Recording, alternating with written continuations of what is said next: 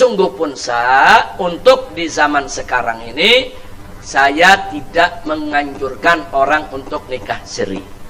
Bahkan saya termasuk kalau bisa ditolak, tolak itu nikah siri. Kenapa? Karena akan bisa merugikan kedua mempelai. Bukan yang perempuan aja, yang laki-laki bisa dirugikan. Dan juga bisa merugikan anak yang dilahirkan. Salatullah salamullah ala taha rasulillah. Salatullah salamullah ala yasin habibillah.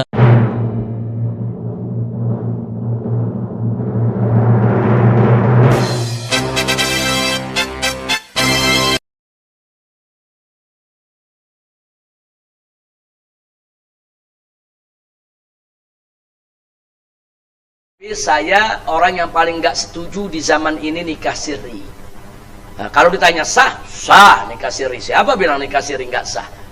Nikah siri ini maksudnya nikah di bawah tangan. Maksudnya di bawah tangan tanpa kehadiran penghulu. Tapi tetap ada wali, ada saksi, ada ijab gobul, ada syarat-syarat tetap dipenuhi. Ada kedua mempelainya. Hanya dia nikah diam-diam, makanya disebut siri. Siri itu kan diartikan sir, secara sembunyi, secara diam-diam. Nah, nikah siri ini sah.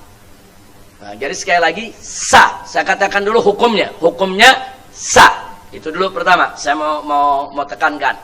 Tapi sungguh pun untuk di zaman sekarang ini saya tidak menganjurkan orang untuk nikah siri.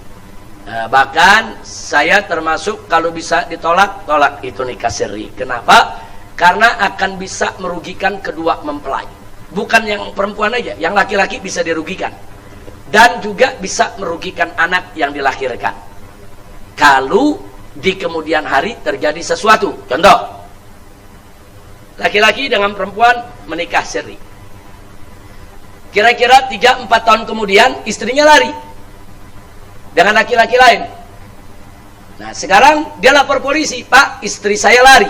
Polisi minta apa? Mana buktinya? Mana buktinya dia istri Anda? Dia bilang, iya saya dulu dinikahkan oleh kiai, kiainya udah meninggal. Ada 2 saksi, orang tua waktu itu udah meninggal juga. Suratnya mana? Nggak ada surat, nggak diakui. Berarti yang bawa lari istrinya aman. Nggak bisa dikatakan bahwa istri orang, karena dia nggak bisa membuktikan kalau itu istrinya. Nah, karena kan negeri kita ini kan negeri surat, semua harus ada bukti pakai surat. Nikah siri nggak ada suratnya.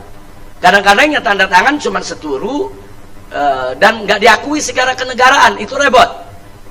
Berarti yang dirugikan siapa itu? Suami. Atau sebaliknya, yang dirugikan perempuan.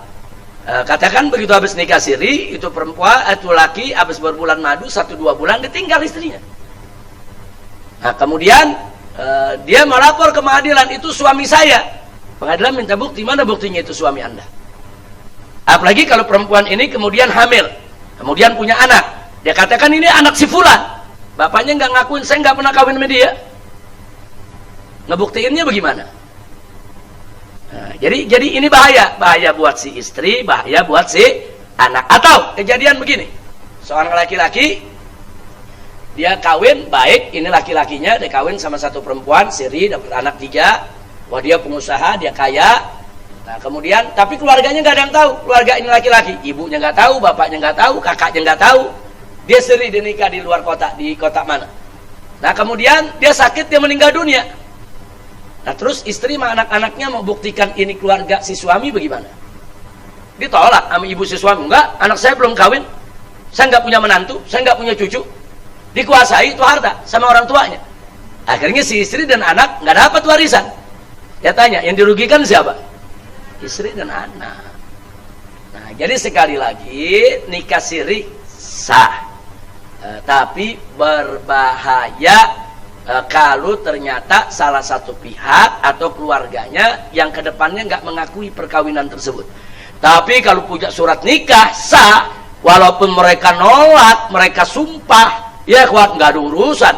Ada bukti, itu istri bisa bawa anaknya di luar kota, itu suami saya meninggal dunia, ini anaknya, ini buku nikah kami. Nggak bisa ditolak. Nah kalau keluarganya tetap nolak, bawa ke pengadilan, dan pengadilan bisa nerima karena punya surat. Nah, tolong sekali lagi, kalau mau soal nikah diam-diam, nikah diam-diam, kan diam-diam bisa di KUA, nggak perlu diumumkan. Datang ke KUA, kawin depan KUA, nggak ada yang tahu, tapi memenuhi persyaratan dan punya buku nikah. Nah, jadi sekali lagi, itu problem-problem seperti itu datang biasanya karena tidak nikah secara kenegaraan. Tapi bukan berarti nikah siri haram ya, enggak. Nikah siri sah, boleh, selama memenuhi persyaratan. Nah, kalau pertanyaannya orang dulu kawin nggak pakai surat-suratan, ya orang dulu banyak yang jujur. Segelek-geleknya dia, kalau kawin dia ngaku, iya dia kawin. Oh, walaupun dia kawin lagi mau diomelin sama bininya, mau dijambak sama bininya, tapi dia ngaku, iya memang saya kawin lagi dulu, saya salah, saya minta maaf. Palingan begitu ya, kawan. Kalau sekarang ini banyak pembohong, saya rasa jelas ya. Nah, jadi jangan, ibu kalau punya anak jangan, kalau ada yang lamar mau kawin, ayo kawin. Bos, saya nggak mau rame-rame, orang nggak tahu. Iya nggak apa-apa, nggak rame-rame, ayo kita ke KUA. Nah, coba bawa saksi 2 duduk di KUA, tolong Pak Penghulu kawinin ini, tapi nggak usah diumumkan kemana-mana, keluarin buku nikahnya, aman buat si istri. Nah kalau enggak nanti kesian si istri kalau sampai di kemudian hari menjadi masalah. Sallallahu Rabbuna ala nuril mu'min Ahmad al-Mustafa Sayyidil Mursalin. Sallallahu